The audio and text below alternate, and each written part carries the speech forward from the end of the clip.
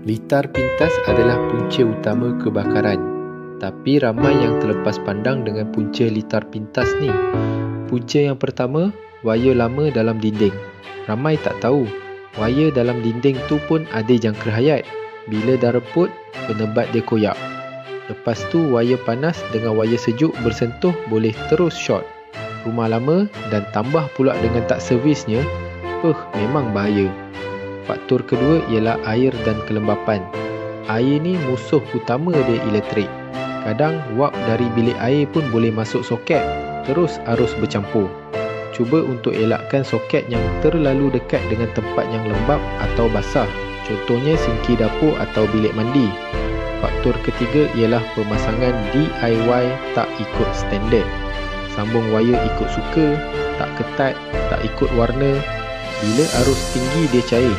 Lepas tu kau pelik, kenapa bau hangit datang dari ruang tamu?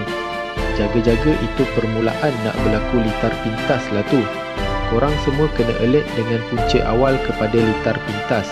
Ini untuk mengelakkan kemalangan yang tak diingini. Nak lagi info bermanfaat? Jangan lupa untuk klik follow.